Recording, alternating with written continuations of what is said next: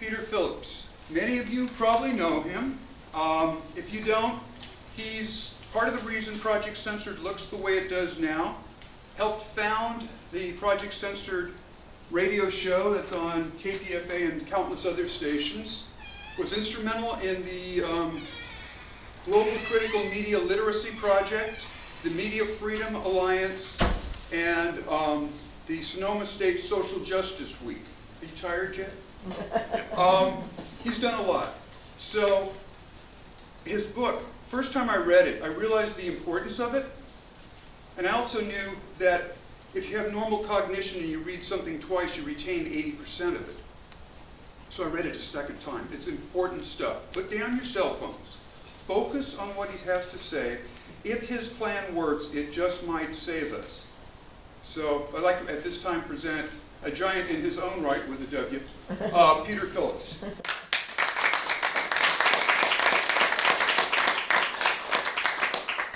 Well, Rebel, thank you very much. I love talking here at the Peace Center. And Emerald, thanks for organizing, putting this on. You guys did a great publicity job for almost raining night. It stopped raining, but it's nice to see so many faces here. This is the global power elite. This is a sociology. I'm a sociologist. And what we're doing is we're looking at how the transnational elites interact as a class of people. They function, and that's that class. They're the managers of global capital in the world. Very highly concentrated global capital.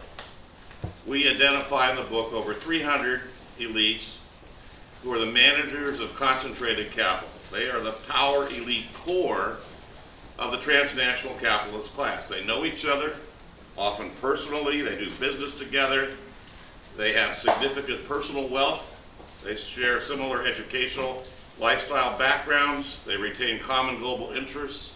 They often go to Davos together, and many go to the Grove here every summer. Nearly all serve on the boards of directors of major capital investment firms or major corporations and banks.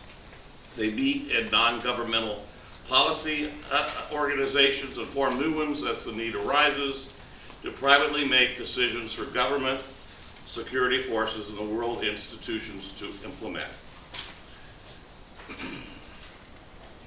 Jeff Bezos, who's in the paper today, he and his wife, I guess, just got their settlement. He still has 12% of the stock, voting stock of Amazon. So, but he got edged out by Bill Gates as being the richest person in the world, apparently. And his wife is now up there with the Waltons. And, but these billionaires now, I don't include them as the global power elite. They are like giant trees in the forest. You know, you go to Muir Woods, there's this giant tree, or you go out here to Hampton. There's a big giant tree, and then there's a whole bunch of other trees. And they're all interconnected in the roots. Oh, I love this redwood metaphor. Because, I mean, this is the sociology of the elites are the few hundred that we name, and then thousands more that are closely tied into them, but they're the ones managing the global capital. He has his own pile of money, and he's running Amazon. It's the first $1 trillion company in the world. But that's not just cash, that's land and resource. It's not all financial resources. There's patents and land and a variety of other things. So wealth includes capital, financial capital, but also includes land and other things. About $250 to $300 trillion worth of wealth in the world today. About half of that is financial. And then about a third of that is managed by just a couple hundred people. So that's what we're going to talk about today. Central to the idea, there's Bill Gates. Central to the idea of a transnational capitalist class has been talked about now for over 20 years, but it kind of comes out of C. Wright Mills, The Power Elite, which was 1956. He was one of the first sociologists to talk about elites in terms of class structure, and looked at elites corporations, government, and power structures that are integrated and people know each other. So that was a big thing for sociology, to start to get away from pluralism and saying, oh, we're just all in competition, and to really look at power elites. And then a lot of research was done in the 60s, identifying the elites and even more. But as we've moved since then, 20 years ago, the book, The Transnational Capitalist Class, came out by Leslie Sklar. He's at the London School of Economics. He still does this work. He wrote a nice introduction, or a nice summary of my book, and he's been promoting it. But he started to talk about the transnational class as composed of corporate executives, globalizing bureaucrats, politicians, professionals, and consumer elites in a mechanism of globalization that has a class-like structure. And so in our efforts to identify that, we named 300 people in the book who we see as the core non-governmental networks that manage, facilitate, and protect the continued concentration of capital. A few years later, David Rothkopf talked about the superclass. This book came out in 2008. And he worked for Kissinger and Associates. He went to Davos a bunch, and he got to intermingle with what he called the superclass of the world. He called them, he said there were about 1/1000th of a percent, 6,000 to 7,000 people. They fly in private jets, mega corporation interlock, policy planning elites of the world, who are at the absolute global power pyramid. He said they're 94% male, mostly white, mostly from North America and Europe. And he says these people are the ones setting the agendas at the G7, the G20, NATO, the World Bank, the WTO. The highest levels of financial capital, transnational corporations, spiritual leaders, and even shadow elites inside the national security organizations. William Carroll wrote the book Making of the Transnational Capitalist Class in 2010. He's up at the University of Victoria. We've been in touch with talking about this. But his work focused on the consolidation of the transnational corporate policy networks. In other words, they're getting smaller. He said the board of directors between 96 and 2006 of the top corporations went on an average from 20 down to 14. So he's seeing a shrinking of the people, the personalities that are involved in the corporate power structure in the world. William Robinson is the professor down at University of California, Santa Barbara. He wrote the introduction to Giants. He's written a number of books, The Theory of Global Capitalism, Production Class, and the State in the Transnational World. He really talks about how capitalism, over a 500-year shift, has transformed all human activity into capital. And he saw this as a crisis. He called his book in 2014, Global Capitalism, The Crisis of Humanity. He describes quite clearly the concentration of wealth and how it's increasing, and how neoliberal framework for austerity for the masses is ongoing as governmental policy. So in our research,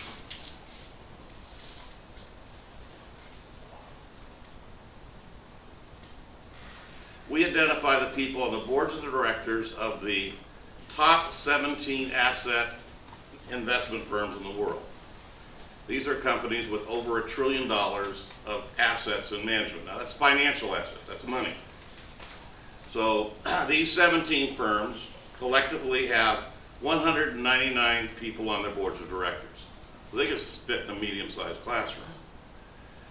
This group of 199 represent the central financial core of the world's transnational capitalist class. Collectively, they managed in 2017 $41.1 trillion in funds. They're closer now to 50 trillion. I'll show you how that works. The top ones are BlackRock at 5.4. It's now $6.2 trillion in management. Vanguard at 4.4 trillion. JP Morgan Chase at 3.8. Allianz, which owns PEMCO. PEMCO is the largest bond investor in the U.S., and Allianz out of Germany owns them. 3.3 trillion. UBS, 2.8 trillion out of Switzerland. And the rest are Bank of America, Barclays, State Street, Fidelity, New York Mellon. So there's these 17 that have over $1 trillion. Now, as I was researching these, and I was looking at their corporate annual reports and that sort of stuff, it became obvious. I started to look at who they were invested in. 17 firms, 199 directors, $41 trillion in assets. They're all invested in each other in a very big way. And for me, this was kind of exciting to be able to get to that student to help me do that chart. We found, in just NASDAQ alone, which is about a quarter of that we found over 403 billion where they invest in each other. So it's one giant cluster of centralized global capital controlled by a few hundred people that dominates, capitalism in the world. The governments, intelligence agencies, military, World Bank, the International Monetary, they're working on their behalf to protect global capital and to make sure that it continues to grow. And it's continuing to concentrate capital at an accelerated rate. During the course of doing all the research in 2017, 3 more companies became trillion-dollar investment capital giants. PNB Paribas from France, Northern Trust from the U.S., and Wilmington Management Company. So we started to put those together with what we call the near giants, and this is over a year and a half old now. These were ones that were 800 billion or so plus, or under $1 trillion. You see, they're all interconnected with each other. The green ones there are the new trillion-dollar ones. The orange ones are near $1 trillion. You put all those together, and it's well over $50 trillion worth of concentrated wealth, controlled just by a few hundred people in the world. They're the ones on the board of directors. They get to make the decisions where it's going to be invested, who they're going to hire, what the policies will be.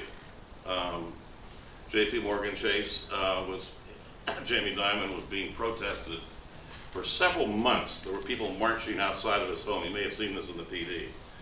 And saying, get out of privatized prisons. And they finally did. They finally withdrew, and all the others didn't, but they did.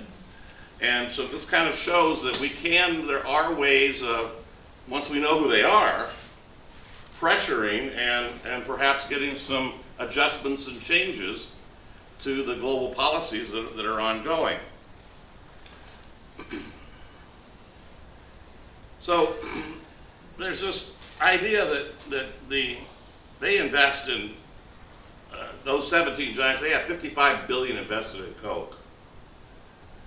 Coke is the greatest contributor to obesity, type 2 diabetes, and tooth decay in the world. More than 10 teaspoons of sugar in every single bottle of Coke. The Coca-Cola released 110 billion single-use plastic bottles into the environment in 2017. So these investments are based upon return. They're not based upon policies that are good for the world or good for democracy or good for people.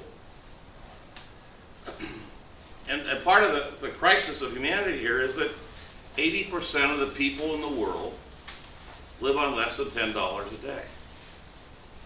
Now, some of them may have a house or something where they have some assets, but that's 80% of the world. It's $10 a day. Half the world lives on $2.50 a day. These are the UN figures. And 1.3 billion live on $1.25 a day. So We have 800 million that are faced with chronic hunger. 1 out of 3 children in the world suffer from malnutrition. And 3.1 million die every year before the age of 5. And there are 30,000 people a day, on average, not counting Yemen, who die from malnutrition and starvation in the world. It's an ongoing slaughter, 10 million plus a year. So the crisis, of course, is that's getting worse as wealth becomes more concentrated. Some of the images I put together, I had a great student last summer put all these images together for me. Refugees, of course, are a major part. And then the environmental crisis is the 1.4 degrees Fahrenheit has risen since pre-industrial times. 100 companies are the source of 70% of the world's green gas. There's a very small number of companies that are killing us. And they are all invested in by these giants, these giant investment companies. So weather events, extreme storms, heat, cold, floods, fires, all of that is ongoing, causing tremendous financial loss. And eventually very serious possibilities of impacts on humanity to a level of extinction. So I'm hoping for the 5 million 14-year-olds to quit school and demand and do nothing until the world fixes it. Sunrise. Definitely. We don't know which movement will break the back, which will stand up. So I'm pretty supportive of all of them. But the global elite identified in this book are the world's central capitalist money managers. Each year they accumulate greater concentrations of wealth and are embedded in an unrelenting quest for more. The most important concern for the power elite is protecting capital investment, ensuring debt collection, and building opportunities for future returns. What remains unacceptable is the spending of money on people, the environment, and services that do not benefit capitalism. So that formulates the policies that governments literally implement worldwide. The core contradiction, this lack of concern for human betterment is the core contradiction of the transnational capitalist class and the true crisis of capitalism today. Reversing this madness is the duty of all humanitarian-oriented people. I'll just make that as my op-ed statement right there. I believe we're obligated to fix this. And I also believe that naming the global power elite and their systems of hegemony will help encourage some of them to recognize their humanitarian impulses and perhaps act collectively or in competition with each other to reshape our global economic system and face the realities of our environmental crisis.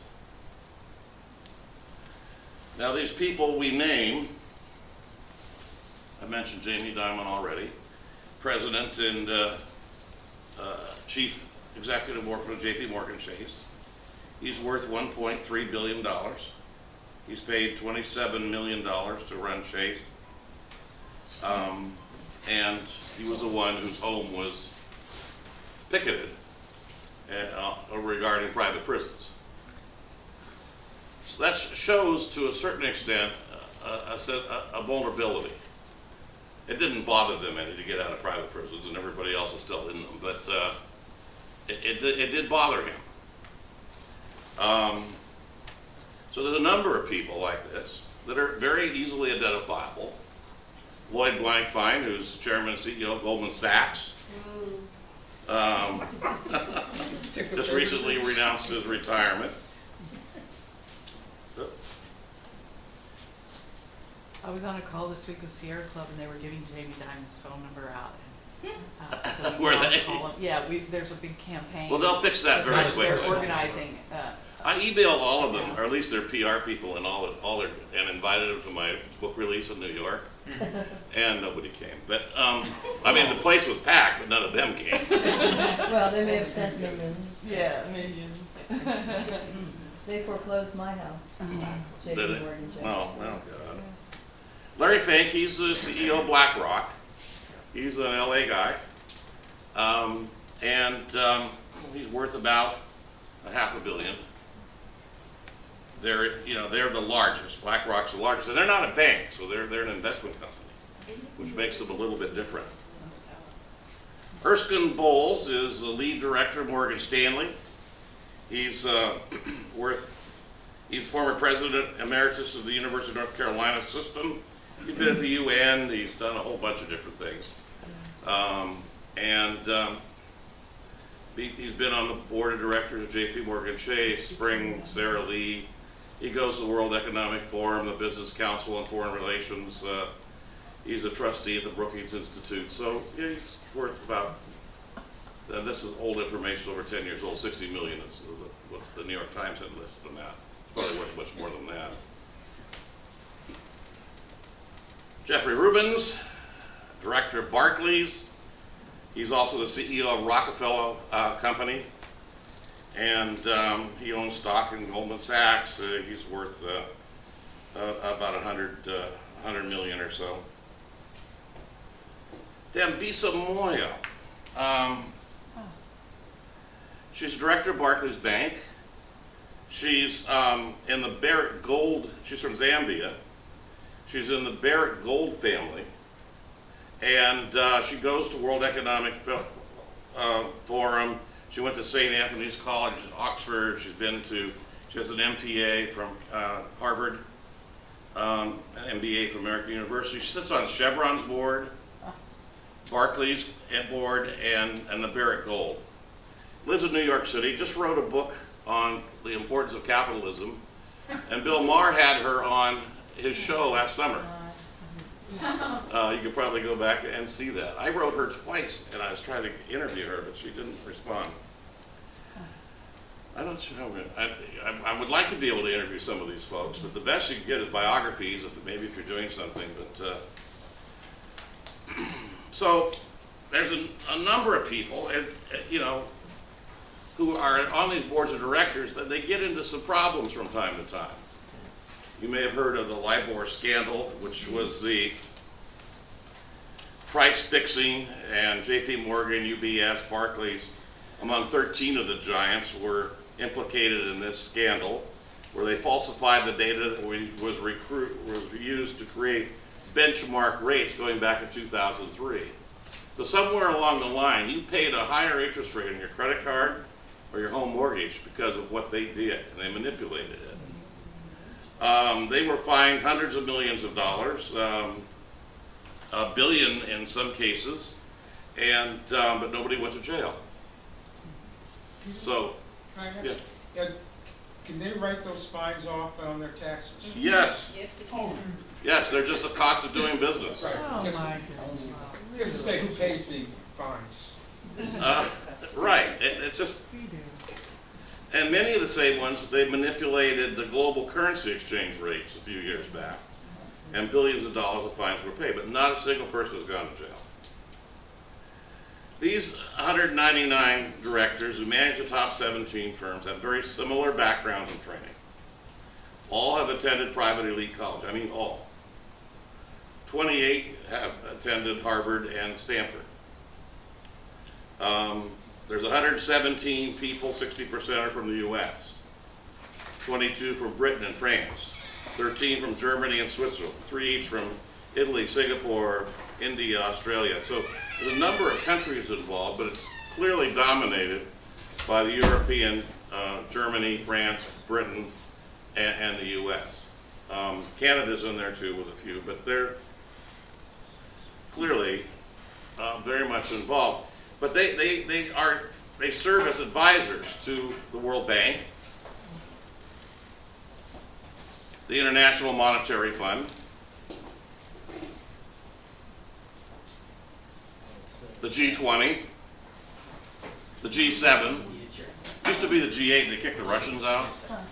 Remember that? And they won't let the Chinese in. Because even though the Chinese was richer than almost all of them, they say, well, it's per capita wealth. That's their criteria. That's what IMF is. So they're keeping it pretty concentrated. But you'll notice, principally it was the G7 who were the ones that recognized Guaido, the alleged president of Venezuela.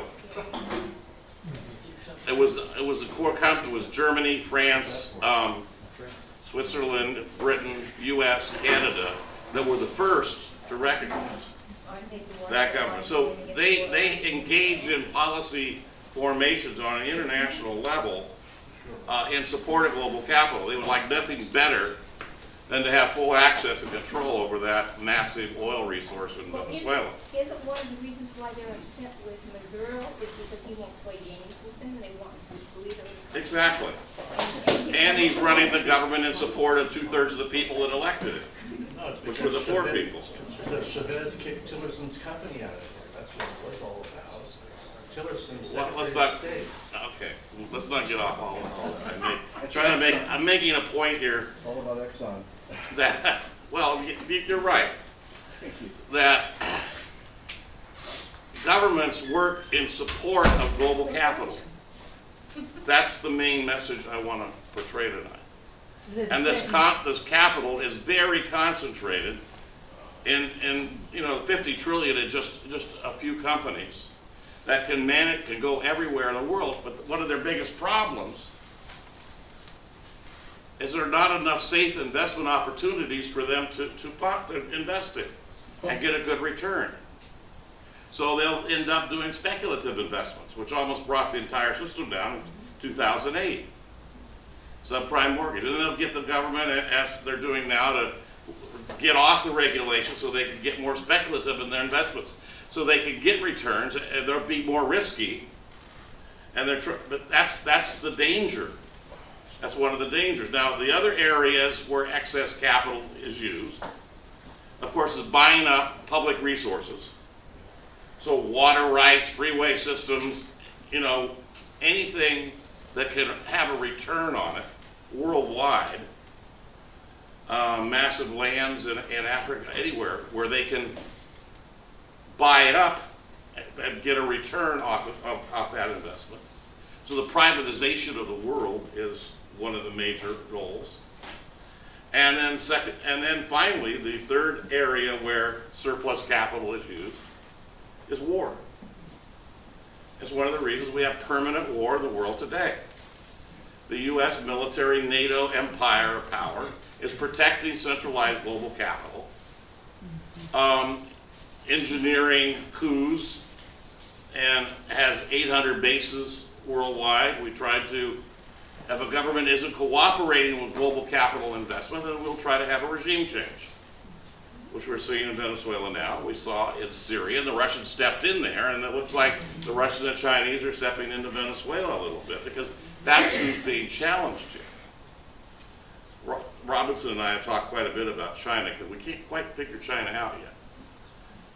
China comes to the Davos, they participate in some of these policy groups.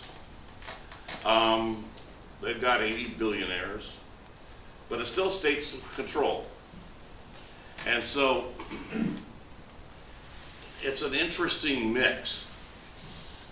Research has shown that there was a study done in Zambia.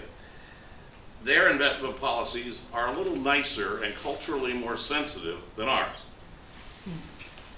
And they're working hard in Africa. Kicking out Gaddafi, they lost a couple $2 billion in that deal. When we took over and eliminated Gaddafi, they had some big investments. So there's competition. That's why we have military bases all over Africa, or lily pad bases where we can go in at any time and just use them that are pre-existing. So there's a number of policy groups that kind of help manage this system. The World Trade Organization, Bank for International Settlements, the World Economic Forum. Now, the World Economic Forum brings in a couple, 3,000 people I think it was like 4,000 or 5,000 this last January. They're paying about 25,000, 30,000 apiece to be there. They don't pay, their companies pay. It's the top 1,000 corporations in the world can send 5 people. One of them has to be a woman. That's how they keep a gender balance. A little affirmative action going on here. And then there's several hundred from civil society and governments, and President of China spoke there last year. I mean, so that's what I call an intersection of global exchange, of understanding. Those thousands of people are part of global capital structure, engaged in working in various corporations, certainly aware of who the investment giants are that own the major parts of their stock, and then are communicating with each other in terms of policy direction. We have to continue to see growth and how that's going to be maintained and continue. So it's an indoctrination process. There's a social psychology of being there, let alone being there and feeling like you're really important. So it's a little like the Bohemian Grove. I did my dissertation on the Grove, and that was 25 years ago, and I'm going back at them now. I've got students researching the 2,000 members right now. I can tell you from what we're seeing so far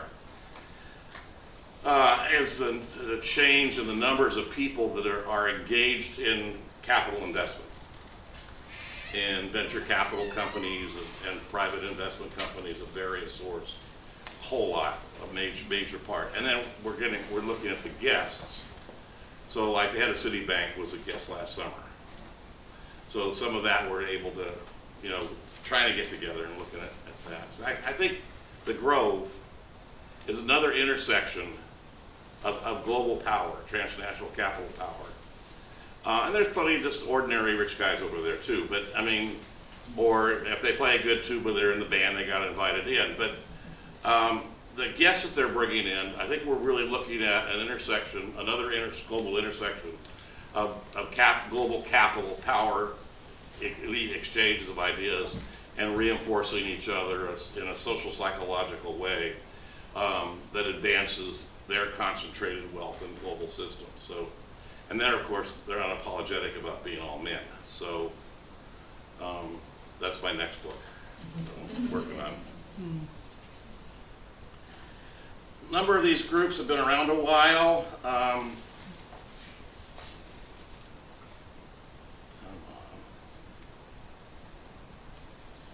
Bilderberg Group has been around since right after World War II. It's a couple hundred people that meet at one of the major resorts in the world each year to privately set understandings about global policy.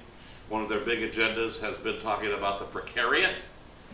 That is the working class or working people who are in a downward decline worldwide and doing things like Brexit and electing people like Trump and some of those categories. A little bit worried about them. What are we going to, that we can't continue to have that kind of democracy, so to speak. A lot of implications with that. Mombisa Mayo got invited this past year for the first time. So I think that was probably pretty exciting for her. And, but they continue to meet every year, and since the turn, and then so there's other groups like the International Monetary Fund. The group of 30, I call them the Executive Committee of Global Capitalism.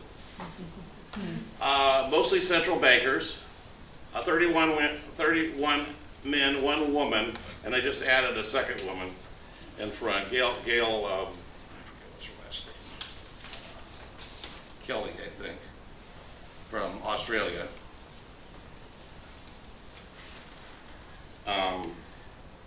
But they all sit on the major World Bank, the International Monetary Fund, but they have over $1 million in staffing, and they write policy.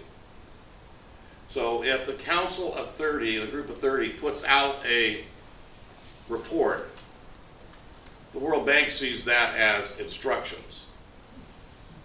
And this is all private. It's all privately funded, private folks, mostly white and mostly male. central bankers from all over the world, and leading economists. Peter, what's the relation of the World Bank to the other banks? They have different spheres of activity. The World Bank is loaning money to various countries in terms of supporting global capital and expansion. The International Bank of Settlements negotiates agreements between countries and trade organizations, and I'm not sure I can give you all the distinctions on all of them just without consulting notes, but it's the transnational state apparatus that is controlled by the richest countries.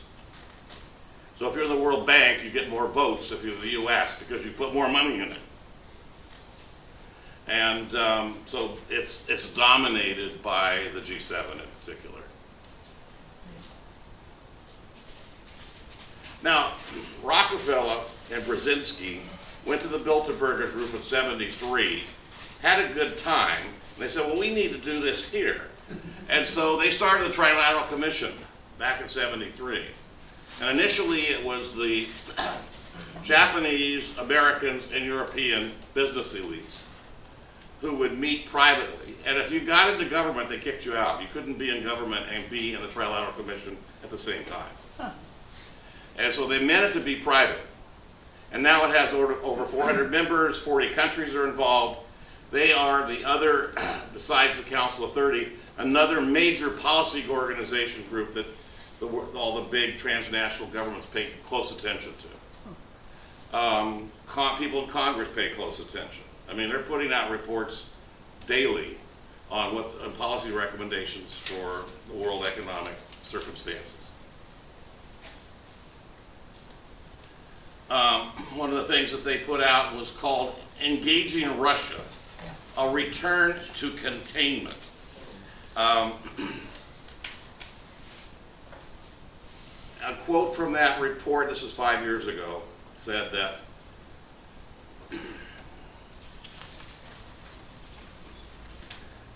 the Trilateral Commission feels that Russia is not contributing to global security, but rather aspires to superpower status. U.S. business leaders are concerned about the anemic growth and economic climate in Russia. This is a quote. In short, Russia always was and will remain different. Acceptance of that otherness should be premise for forming our views on Russia's future and our relationships with her. Even if Moscow seeks normalization with the West, the nature of Putin's regime permits little more than a transactional U.S.-Russia relationship on a narrow range of issues. Putin's departure from office, however, may produce a transformational moment that portends real systematic change in the Russian system. Russian politics will have to be invented almost from the ground up, perhaps creating possibilities for rapprochement. In other words, we want to get rid of Putin. And they're quite clear about it. And this was 5, 6 years ago. And we've seen now the negative stuff, whether they're claiming he was involved in, the Russians were involved in getting Trump in and those relationships there. We don't know that any of the facts of that. If you think Hillary lost because of that, then that's okay, but it's probably not why. And so Russia is still seen, they're salivating over the resources in Russia. The gas, the oil, the gold, the mineral wealth that's there. They see that as a saving place for global capital to continue to be concentrated and grow. And, after just the first few years after the collapse, there was some investment going on there, but Putin, they've shut that down pretty much. It's very controlled. And there's some 80 billionaires over there, and their inequality is actually higher than ours.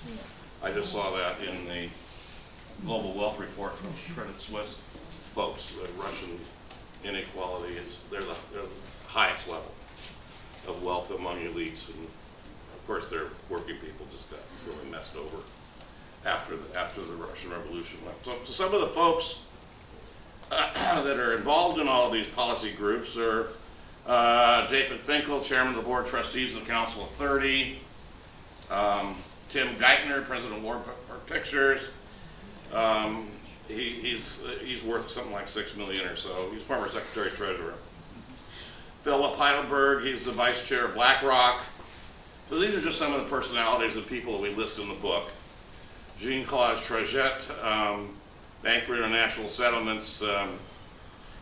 Forbes listed him as one of the most powerful people in the world in 2010. He was marked as 15th.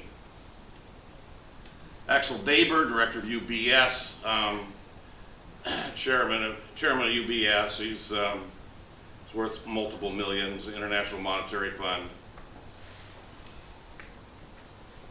What's the average age of these folks?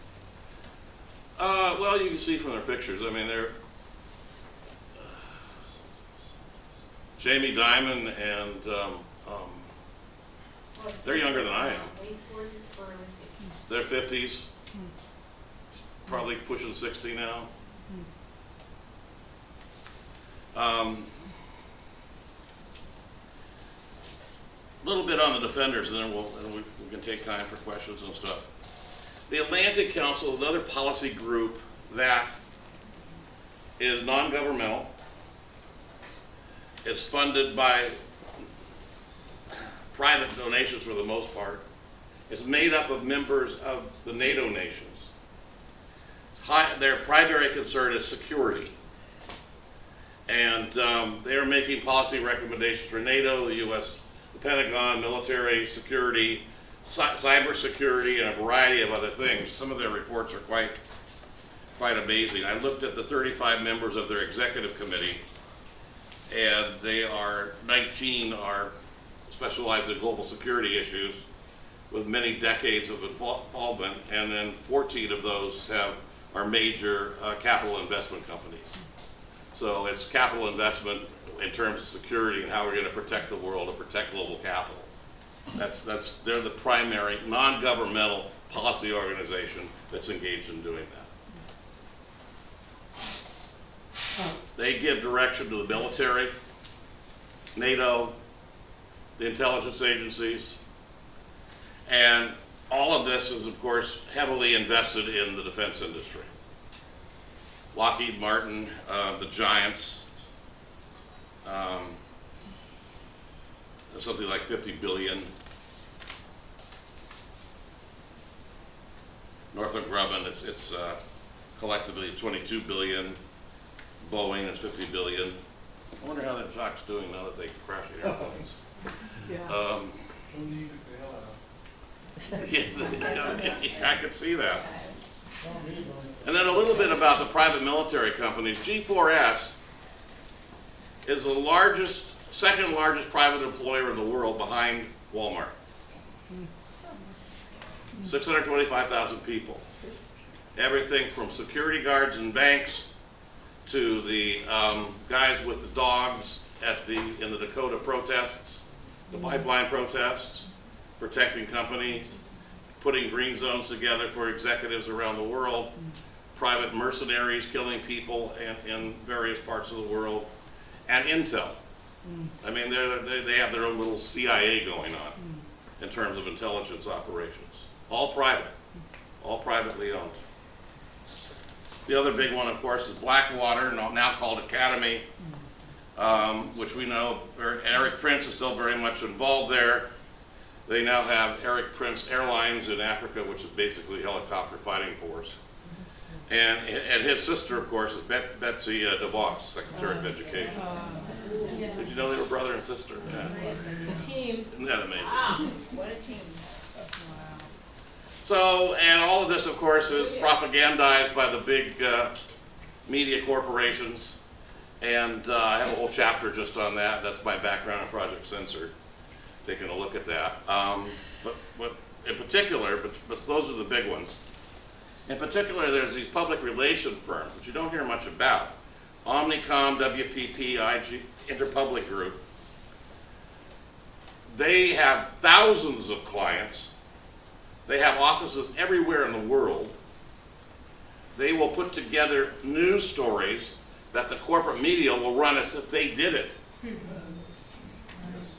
Whether it's on private product, or it's on the State Department's policy towards Israel. They work and do propaganda management. And that's the stuff we see in the corporate media in a very big way.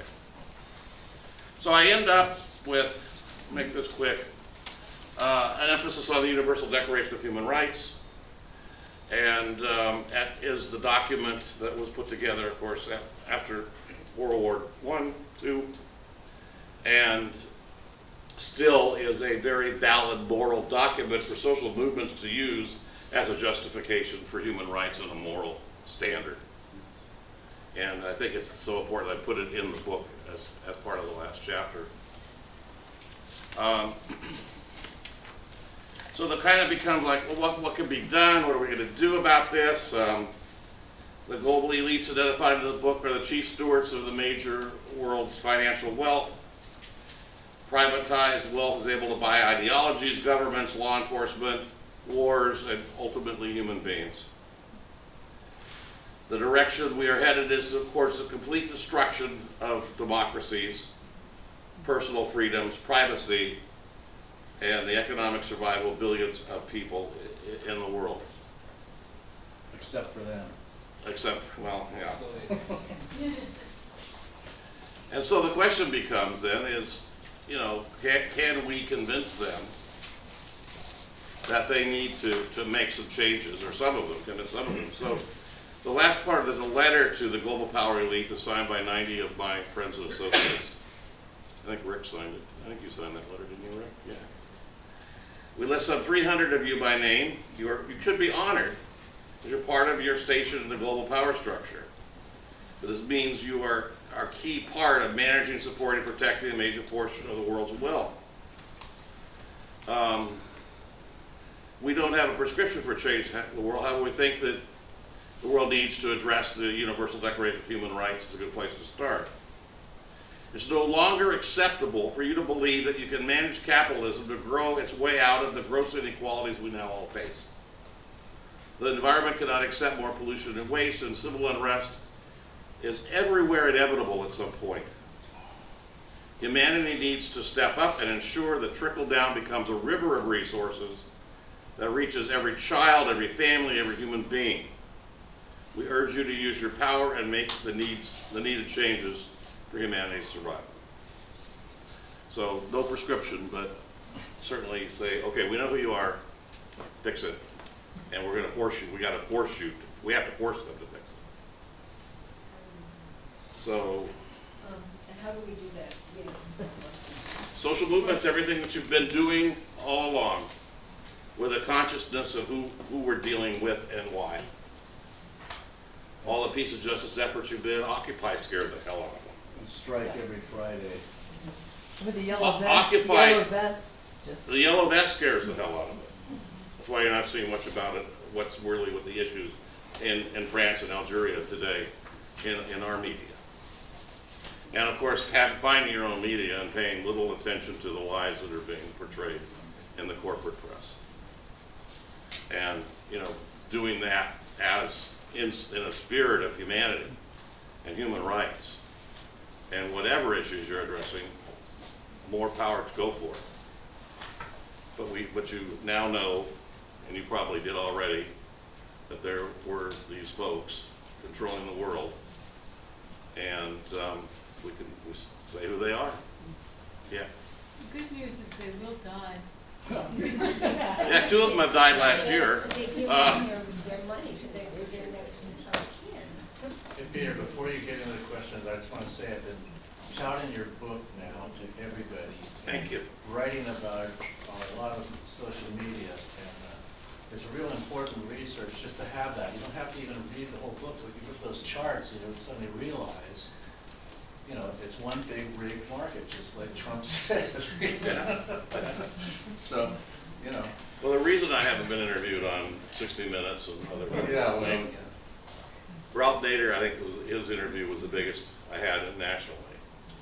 you know, I can't get on Amy. I don't know. She will not cover this.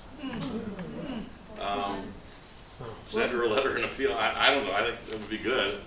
We, of Any course, ideas? have our own station that I've been on a number of the Pacifica stations all over the country. Right. Can't Nicky do it, because he? Mickey's been doing it. I know, but he's a little more with it, don't you Mickey's cool. think? Little hipper guy. But he doesn't have any pull with Amy Goodman. Why do you suppose she won't? I don't know. There's stuff in the, I have no idea. We sent it to him. I was in New York. I did WBAI, did a number of other radio stations out there and stuff, but I don't know. Did you do Sonali? No. Oh, man, get her. But I've been on down there, and Well, who owns Democracy Now? well, I don't know. They are owned. Well, yeah, they're getting big money from foundations and stuff, but I'm not going to speculate. I'm just saying I tried, and that's not happening. But that's okay. I mean, this book is around. It's going to stick around a while, and I'm going to write another one. And we're just going to keep at it. I have great students working with me, and I'm going to retire in a year, so I'll have more time to focus on this stuff. And I really have retired from Project Censored. I'm not even on the board anymore. They'll probably pick up the one mistake in your book, which is that Gates is the richest man in the world. Now, The what? you say Bill Gates is the richest man in the world in the book, but he's not anymore. Even after the divorce, he's Well, still- actually, he wasn't. You mean Bezos? I know. He was at the time I did this Just for next time. in For the 2017. reprint. He won't be. Yes. Okay. It looks to me that one valid tactic we can use is to study the individuals, what are their areas that they're very sensitive about, and approach them on that. So if one of these guys says, I am Joe Environmentalist, and he's not, and we shame him on that issue, he's inclined to change. Whereas if it's somebody who doesn't care about the environment, we're wasting our time, find someone else. That seems to be part of the value of what we can get out of it, to me. When I hear this talk, Peter, I thank you so much for all the work you've done, putting it together, and it just makes me want to be more involved in the public banking movement, and putting sure. our money outside of that whole system, the way that we've done with everything else. Instead of Monsanto and the whole agri-farm business, we've done our little organic farms, and we have this whole revolution, I think, happening outside of what is the mainstream culture, so that as it falls or collapses or whatever, then we have systems outside of it. And I feel really passionate, even more than ever, about the public banking and pushing all that through. Right now it feels like a critical time for that whole movement to be blossoming. There's lots of good things going on, and that's certainly a core one that needs to happen. Yeah. Question and a comment? The question is, you talked about, or actually demonstrated, how these people influence the international organizations by actually being on their boards, et cetera, et cetera. But can you say a little bit more about the interface between them and governments, about them and states, and how they do their influence on that? So that's my question, but let me make my comment, then I'll give it back to you. The comment is to your question about, or other people's question, what do you do about it? So one thing people can do about it is, at the time, right after World War II, when the UN was being formed, there was an alternative proposal for how to organize the world. And folks like Einstein and Gandhi and a lot of other people were for this alternative and said that the UN will not work the way it's currently structured. And that alternative has largely evaporated from history. But what that was is to create a global democracy with an elected global parliament that we all vote for. And at that level, there's a constitution, a Bill of Rights, et cetera, et cetera. So rather than now, these people are above the governments, that the only two ways out of that is you get the genie back in the bottle, which is not going to happen, or you get we the people over here, and then have us regulating it again. So there are people doing that who are working on that. There are networks of organizations around the world that are trying to do that. If anyone wants to Google it, it's called the World Federalist Movement. That's the main name for it. But there are organizations in most countries that are working on trying to have a global I democracy. think that's a perfectly fine example of the kinds of work that people are doing. No. But when you ask the relationship between elites and government, Yeah, going back to that. government are functionaries for the global power elite. Yeah, but can you say a little bit more about Trump is a how? functionary. Yeah. Obama was a functionary. You do not contradict what's going on. The last people that did that in terms of the Cold War were the Kennedys, and they were killed. Mhm. And King was stepping forward, and he was killed. Mhm. And Malcolm too. So, I mean, those were probably all intelligence agency hits, or some combination thereof. And there was a coup that happened back then. And so that power structure is still in place, and that coup benefited Wall Street, and Wall Street has globalized, and we're in a position now where it's totally dominates everywhere in the world and initiates wars on their, and there's no respect for sovereignty. And if you can go into Venezuela and declare the president not elected and pick somebody else you want, Well, Chile, yeah, it's been a long time since Chile, since 1973. well, Chile too, but yeah. I mean, that was 1973 they did it, it's not any different. We've been doing it all along, but that was, That was a big. now it's global. Yeah. Oh, by the way, have you ever heard of Capitol Files? It's that alternative newscast you get online in which Greg and Erica over at CHA often watch. Sounds good to me. Did you have your hand up at one point? I had a couple of questions. Cryptocurrency was one of the issues, and you said that Brexit and Trump are really driving them crazy. I just wanted a little more elaboration on that. And where are they on cryptocurrency? I don't know. I haven't studied cryptocurrency that much. Big shareholders is where they are, PayPal. Yeah, if there's money in it, they probably control it in Big some shareholders. capacity. Brexit, I don't know if that's even going to happen. Certainly the bankers are holding it up because of the impacts it will have on money flow in Europe, the interconnectedness. So I don't know what's going to happen with that, and I don't understand all the complexities, but if it upsets them, I'm all for it. One thing these guys are not stupid. No. So they must realize that some of the consequences, like global warming or run up a list of things, they're not immune in their penthouses. No, they'll try to make money off it if they can, or they'll invest in solar energy or whatever if they think there's a trend and a way of doing that. Yeah, but where are they going to go with their money? Right. Well, if you the can sea level is rising. SpaceX and you go to Mars, right? Yeah, Or right. buy properties in the South. I mean, some of them are doing that because they are afraid, and they do know that there's going to be civil unrest everywhere. But we have to be engaged and know what our core values are and stick with them. I think localization is an important solution. That means localizing our money, boycotting the big banks. We can really take these guys down, and if women did a march instead of marching, stood in lines like B of A, Citibank, and withdrew their funds, that might put attention on what's really going on here. So we need to take Getting a mass action. movement to do that, and millions of people, I'm all for it. That's what the Sierra Club's Keep doing human right rights now. for- Yeah, it's called, I think it's sierraclub.org, and I think it's Take Down Chase, something like that. Anyway, you can Google it and find out, but it's Yeah, I think it's going to be happening in the next month. Take your money Yeah. out. They're not as worried about us doing that as they are about a whole consciousness of like Occupy or Yellow Vest or the 14-year-olds emerging into something they can't control. That's right. Strike every Friday. Emerald, you had your hand up first. Not really. Are you gonna talk about ALEC and what's going on with ALEC? Verizon and AT&T recently left ALEC, and I heard that AT&T announced that they left ALEC because of public pressure. So is any of that true, and what's going on with that?